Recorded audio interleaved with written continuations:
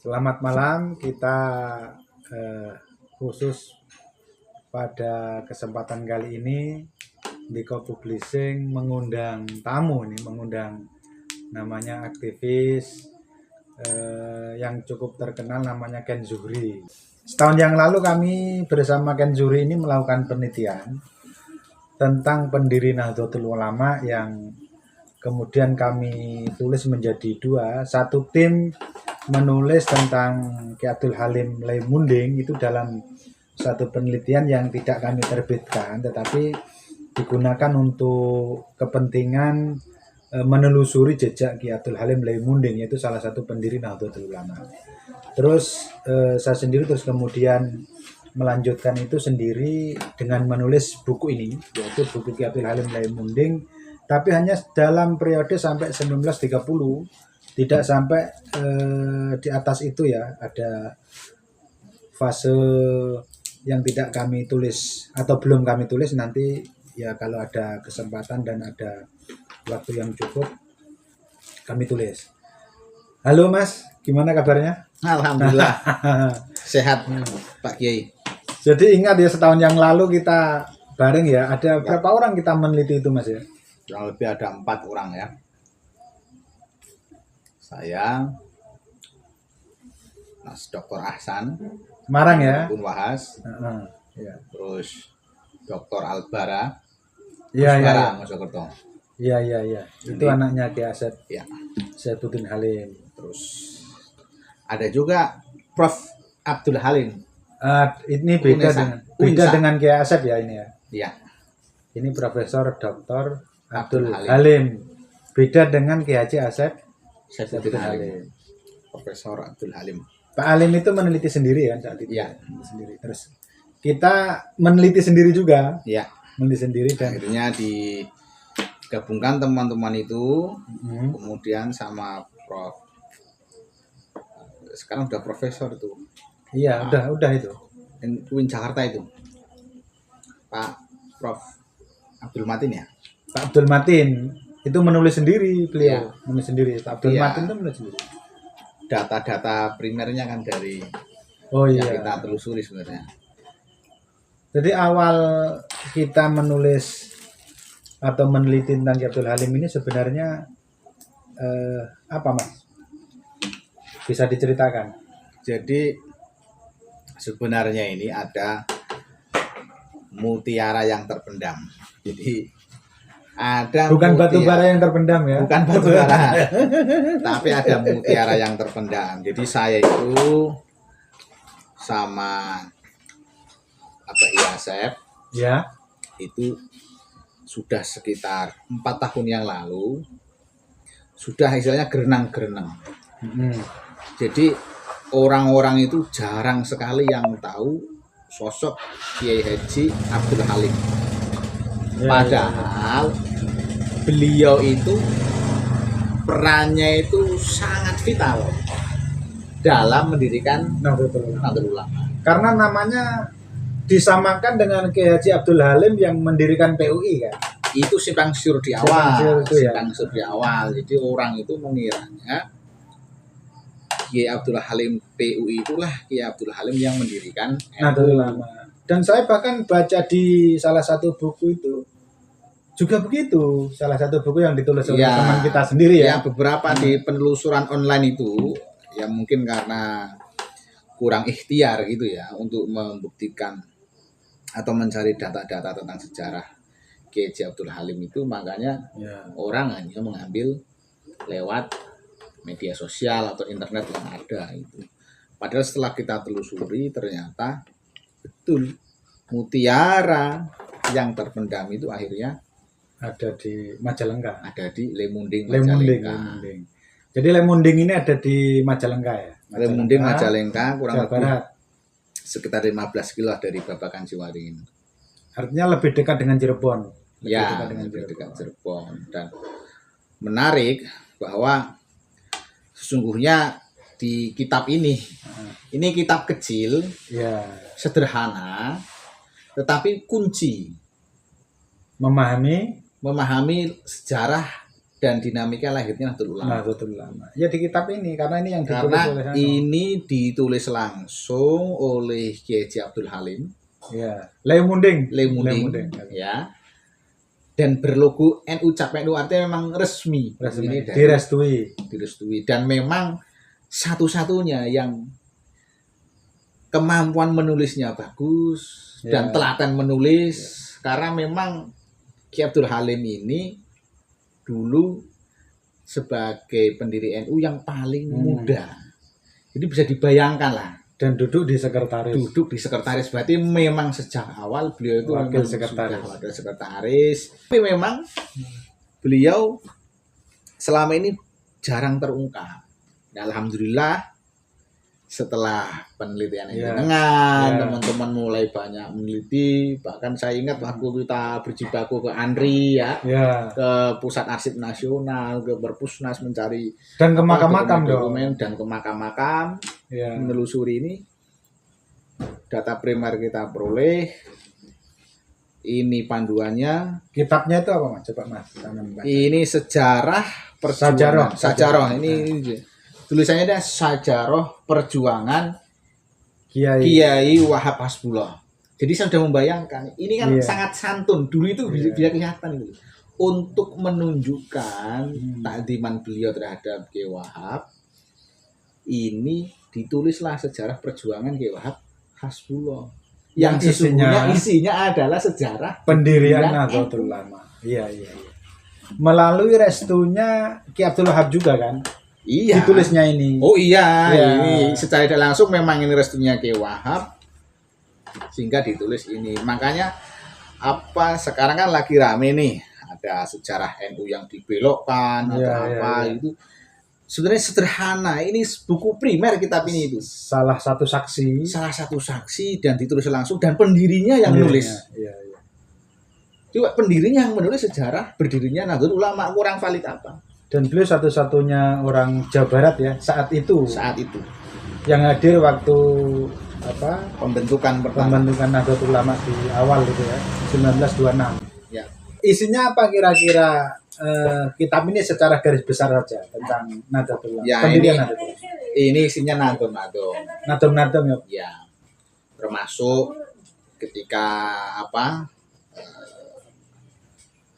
sekolah di Mekah, beliau menceritakan pertemuannya dengan Kiai Wahab, kemudian dinamikanya SI ada, kemudian ketika beliau berjuang di Surabaya berjalan kaki selama dari 2 minggu kurang lebih dari Leumunding Majalengka ke Surabaya, bahkan mampir ke Cirebon sampai ke Batang, Semarang, rutenya Purwodadi sampai ke Solo Sragen, sampai ketemu kemudian ke Hadratus Syekh kan? Ya. Sampai ketemu Hadratus Syekh langsung ke Surabaya. Baru di sana berjumpa sahabat karibnya yaitu Kiai Wahab. Itu belum berdirinya NU saat itu. Belum. Tapi Nahdlatul Wathon sudah berdiri. Sudah. Tapi memang perkembangannya kurang signifikan. Nah, setelah beliau hadir di situ, barulah lebih rapi itu. Jadi pengarsipan, pendokumentasian kegiatan-kegiatan, surat menyurat dan seterusnya lebih bagus. Dan beliau yang mengajarkan langsung, termasuk Nahdlatul Subhanul Wathon yang versinya agak berbeda dengan yang sekarang populer dan dikutip atau ditulis di kitab ini. Dan itu saya spirit nasionalismenya di situ. Jadi kalau menurut kitab ini pendirian Nahdlatul Ulama itu ya melalui awal pembentukan dari Nahdlatul Wathon. Yang terlibat adalah kiai-kiai di sekitar yang Gresik, Jawa Madura, Jawa, Surabaya, Kudus dan seterusnya itu ya. Itu udah kalau mau lihat sejarah Nahdlatul Ulama ya salah satunya melalui kitab ini memang sudah oke. Ini rujukan primer menurut saya untuk sejarah itu. Dan yang penting itu tadi diceritakan oleh Mas Zuhri itu adalah perjalanan dari Ki Abdul Halim ini ke Surabaya dengan jalan kaki. Ingin bergabung dengan rekan-rekan mereka atau sahabat-sahabat mereka yang ada di Surabaya. Dan itu memori ketika beliau ngaji di Hijaz. Iya. ketemu Kiai Wahab kan di Hijaz ya. Ya. Beliau ini ketemu Kiai Wahab di Hijaz dan seangkatan Kiai Wahab pun ketemu juga di sana. Ya. Dan berlatih pencak juga. Betul. Jadi yang menarik ini Kiai Abdul Halim ini sesungguhnya murid dari Murid. Kiai Wahab, Iya. tetapi kemudian menjadi sahabat karib. Lebih muda soalnya. Iya. Lebih muda. Lebih muda selisih 10 tahun kurang lebih. Iya, sekitar Karena waktu NU berdiri itu Kiai Abdul Halim kurang lebih berusia 28. 28. Kiai Wahab kurang lebih 38. Memang tidak terus dia lama di Surabaya ya, sekitar itu terus kemudian dia ke wilayah justru- barat kan, punya tugas ke wilayah barat kan. Justru Kiai Abdul Halim ini yang kemudian menjadi penggerak. Mm-mm. Karena yang pertama peran sentral beliau yang kemudian ini jarang diungkap. Justru beliau itu sesungguhnya yang mengkonsep surat undangan untuk Iya, iya. ulama-ulama khos mendirikan NU. Disebut di kitab ini memang Iya. yang nulis lah, yang menulis. Yang menulis. Nah, proses menulis itu Nah. ada dialektika dengan Kiai Wahab Hasbullah. Iya, iya. Beliau kan bertanya istilahnya apakah tidak kemudian dimasukkan tentang rencana kemerdekaan Republik Indonesia itu. Iya. Artinya dulu bukan republik tapi kemerdekaan bangsa Kemerdekaan. itu. Justru waktu itulah Kiai Wahab menyampaikan justru itu tujuan intinya. pendirian Nahdlatul Ulama. Iya, salah satu tujuannya itu bukan hanya Kemerdekaan. sekedar komite Hijaz, bukan. Bukan Jadi sekedar kemerdekaan itu. ya, kemerdekaan. Iya. Jadi luas sekali. Luas. Jadi kalau membelokkan arah NU untuk tujuan-tujuan yang lain bertentangan dengan mencerdaskan kehidupan bangsa, membangun kemandirian otonomi bertentangan dengan pendirian Nahdlatul Ulama. Iya, itu yang menurut saya tujuan luhurnya itu sesungguhnya NU itu adalah untuk kemerdekaan bangsa kita. Dan beliau ini sampai tua kan tetap hadir di setiap muktamar kan, diceritakan di sini. Iya kan? Betul, di kita ini diceritakan beliau tidak pernah absen sedikit pun, cuma pernah terlambat sekali. Satu kali muktamar. terlambat. Iya. Waktu kalau nggak salah muktamar di Watu Congol ya di Magelang itu. Nggak tahu disebutkan apanya kan nggak disebut Tetapi ya. beliau rapi menulis siapa yang datang, Iya. menceritakan momentum-momentum ketika muktamar itu. Dan itu disebut kiai-kiai semua Dia yang semua. ada di Jawa Iya. dan Madura. Makanya saya agak heran ketika Nah. muncul mohon maaf ini yang ramai ada habaib muncul karena di sini tidak disebut sama sekali. Mungkin Ya, Ya, itu urusan yang lain lah. mungkin hadir waktu itu Nah. tetapi luput dari pantauan kan bisa jadi. Ya, bisa jadi. Tapi berdasarkan dokumen dari kitab ini memang nggak disebut. Memang tidak terdeteksi ya. Atau mungkin habaibnya Pak. Ki Abdul Halim sendiri di Jawa Barat ini masih keturunan Sunan Gunung Jati kan? Iya. Penelusuran sampean ya? Ya, tulisan kita waktu Mm. silsilah beliau sampai ke Dari Sunan Buyut Gunung Kretek, Jati. dari Ya. Buyut Kretek. Buyut Riuh, Buyut Kretek. Ya, itu tokoh-tokoh pejuang kemerdekaan sebelum kemerdekaan. Ya. Dan yang saya tangkap cerita dari Ki Asep tentang Ya. abahnya beliau itu kayak semacam punya amalan gitu ketika melewati sesuatu yang werit-werit gitu, Wingit. pingit yang sangar gitu itu ada bahasa Cirebon gitu pokoknya iki anakku ini Sunan Gunung Jati ya gitu-gitu kira-kira gitu. Jadi Anaknya keusangkan.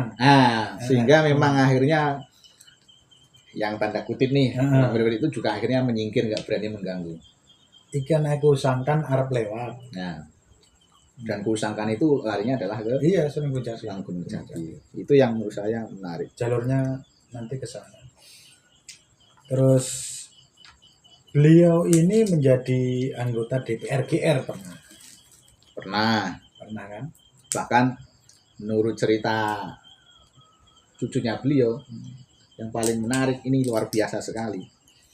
Karena dulu itu ada bukti tiket kereta. Jadi kalau DPR GR itu Iya, naik kereta. naik kereta fasilitasnya. Nah, beliau itu setiap perjalanan ke Jakarta Heeh. itu sangat sederhana, nggak mau tidur di hotel, Tidur itu. tidurnya di musola-musola. Musola. Dan gajinya, honor berasnya itu dibagi-bagikan kepada orang yang membutuhkan. Berasnya. Bahkan dulu sempat beliau itu mendapatkan mobil operasional. Tapi sampai sekarang tidak ketahuan di mana mobil itu.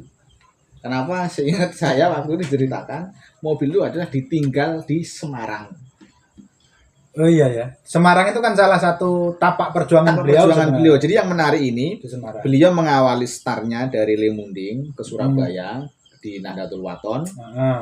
Kemudian dari Nahdlatul Wathon beliau ditugaskan untuk menyebarkan NU mengembangkan ke arah barat. Semarang salah satunya. Pertama ke Semarang, beliau di Semarang itu kurang lebih sekitar 5 tahun mendirikan 2 yayasan atau 2 sekolahan. Cuman waktu maksudnya kita telusuri sulit juga saat itu di Ya, Semarang itu. tapi Sampai. ada catatannya bahwa beliau itu mendirikan 2 sekolah di Semarang, kemudian mendirikan di Cirebon, Ya. dan bahkan beliau itu termasuk yang melantik mendirikan di Menes itu, Iya. Banten. Betul. Abdul Halim. Dan saya dengar juga cerita dari waktu kita penelitian itu, beliau ini termasuk tokoh yang gigih mengembalikan atau memperjuangkan kita NU kan, ketika NU yang tahun 84 itu mau tapi dia sebenarnya sudah meletakkan dasar-dasarnya untuk ngurusi petani, ngurusi juga kan beliau. Ya, karena beliau itu sangat concern di sosial kemasyarakatan. Jadi dulu di Cirebon itu dikenal ada UMKM lah kalau sekarang itu, termasuk batik yang terus mie dan seterusnya itu sempat termasuk pabrik-pabrik sandal itu di sana banyak dulu. Nah beliau itu yang mengkoordinir itu menjadi kemudian semacam koperasi-koperasi persatuan itu untuk melawan dominasi pengusaha-pengusaha asing atau orang-orang Tionghoa yang menguasai daerah sana. Ketika di Surabaya juga membangun ekonomi CKM itu kan. Betul kan? Dan makanya istrinya memang pengusaha juga sebenarnya. Iya kan? Beliau juga pedagang. Iya. Makanya beliau itu pedagang sarung. Testimoni dari beberapa tokoh-tokoh di Surabaya, Ki Abdul Halim adalah dulu pedagang sarung. Jadi ketika berdagang sarung sekaligus mendakwahkan itu. Jadi memang linear ya antara pergerakan, perjuangannya, kemudian perdagangan itu untuk menopang gerakan perjuangan itu. Dan itu yang menurut saya luar biasa lah. Bahkan di pertemuan muktamar di Bandung kalau tidak salah itu, yang menurut saya itu sangat epik ya. Waktu itu pendiri NU itu yang gesang yang masih hidup sekitar bersisa 4 orang. Kiai Wahab, terus Yai Bisri.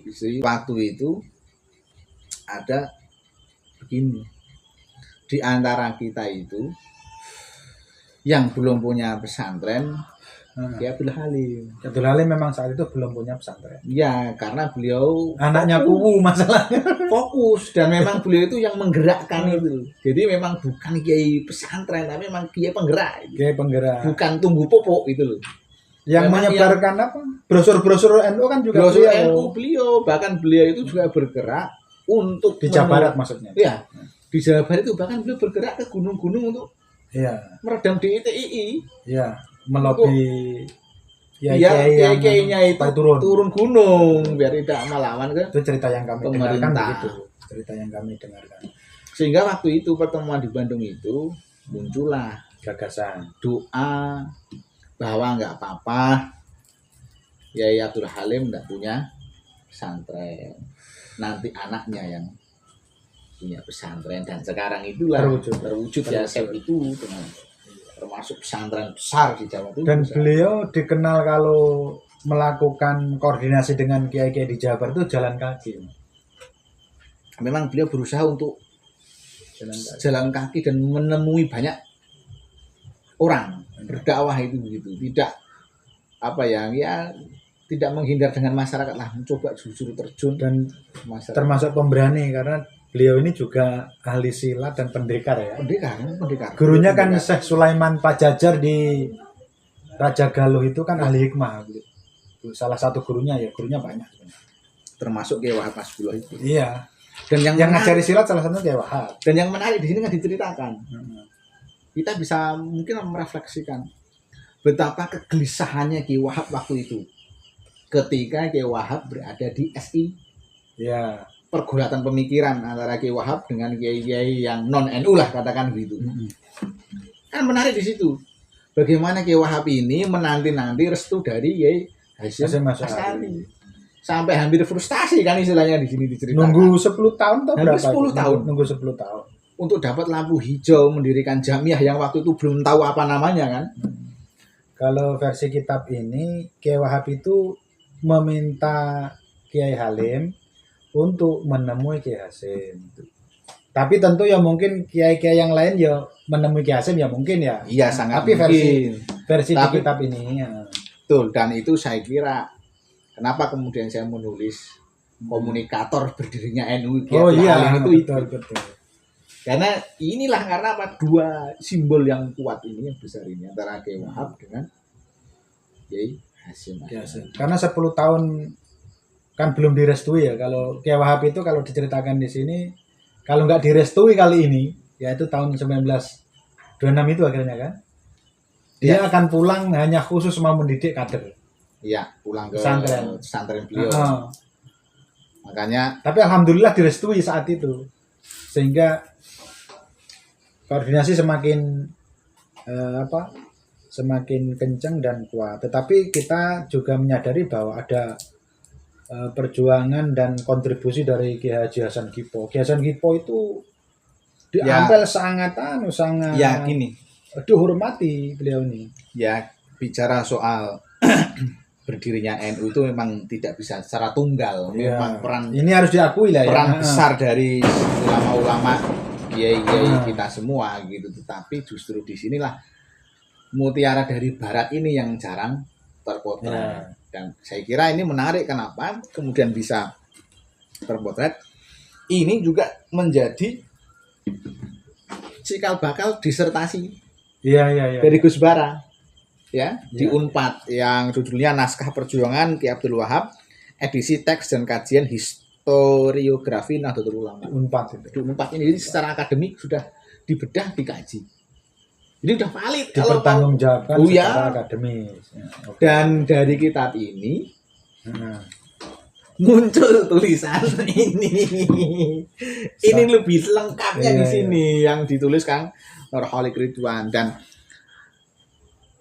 proses yang kita lakukan alhamdulillah menuaikan hasil. Apa akhirnya beliau mendapat penganugerahan ya. gelar pahlawan nasional yang kita tahu nih dalam proses sejarah pengusulan gelar pahlawan nasional di dekade-dekade Ya. akhir ini, beliaulah yang paling cepat. Ya. Karena relatif hanya 7 bulan. Kenapa bisa seperti itu? Karena memang data-datanya sangat mendukung untuk itu. Ya, itu satu hal ya. Tapi yang penting itu kan kita fokus memang meneliti tokoh dari Jawa Barat. Artinya tidak menutup kemungkinan bahwa pendiri-pendiri NU dari Jawa Timur ditulis kembali loh, ditulis. Ya. Misalnya Ki Haji Hasan Kipo, Ki Saleh Lateng di Banyuwangi dan di berbagai tempat. Ya termasuk yang Sejauh itu ada data kan? Iya. Sejauh itu ada datanya yang karena memang ya bicara sejarah berdirinya NU itu memang bukan hal yang mudah, karena setiap pelaku itu membawa kebesaran masing-masing ya, dan memiliki kisah masing-masing, memiliki cerita masing-masing. Dan sesuai kesaksiannya. dan memang kita kemarin fokus Ki membongkar Abdul ya, Halim. membedah peran beliau Ki Dan Abdul bukan Halim. berarti NU itu hanya tergantung Ki Abdul Halim, bukan itu maksud kita. Oh ya enggak, Bukan. enggak, tetapi memang kita nggak bisa menafikan peran Ya. beliau yang sesungguhnya begitu besar, dan ini orang jarang tahu. Dan yang menarik dari Jawa Barat, Dan dari Jawa dari Barat, Jawa Barat itu Halim. Mas Dul Halim. Ya. Kalau Ki Hasim memang manggilnya ini Mas Dul Halim di kitab ini kan. Ya. Itu bukan berarti beliau lebih tua, Ya, tapi itu nama atau panggilan. ya kayak sampean manggil aku Mas Yuri. Mas Yuri, Ya, ngono kuwi. padahal kan jauh sekali kan. Ya, ngono iku jangan dipersoalkan kalau yang begitu itu Iya, hanya ya panggilan. memang panggilan menghormat lah ya. Kayak saya manggil Zuri ini kan sebenarnya jauh di bawah saya angkatannya ya, tapi Iya. kan saya kadang sering halo Mas Zuri kan gitu. Atur itu saya manggil Ki Abdul Halim Laimunding dengan Mas Dul Halim. Mastur Halim gitu. Jadi kebayang keakraban di Akrab, antara beliau itu ya. Kita berharap kepada teman-teman untuk menggali ulang sejarah pendirian Nahdlatul Ulama dari banyak kiai-kiai itu ya. Ya. Itu sangat diperlukan, dan kita ya hanya salah satu fragmen dari cerita pendirian Nahdlatul Ulama. Tapi ini perspektif Jawa Baratan, perspektif Kesundaan. Jadi memang beliau memang orang Sunda. Tapi beliau juga terkenal orang yang sangat menghormati Bung Karno. Ya itu. Iya Jadi ya. meskipun beliau kadang ada beberapa hal yang sangat berbeda, tapi dalam konteks menghormati pemimpin negara, beliau sangat luar biasa, sangat mencintai Bung Karno. Kan pernah diceritakan Ki Asep Saifuddin Halim juga kan? Ya, Saat itu ketika Ki Asep itu agak ngeritik Bung Karno, kan Ki Abdul Halim ini katanya marah dengan Ki Asep gitu kan. Marah dengan Ki Asep gitu. Oke, terima kasih ini pembicaraan yang atau perbincangan yang mengasyikkan tentang satu fragmen pendirian Nahdlatul Ulama. Semoga akan menambah hasanah kepada kita warga Nahdlatul Ulama dan bangsa Indonesia bagi perjuangan kemasyarakatan di tengah-tengah umat Islam, kebangsaan dan kemanusiaan.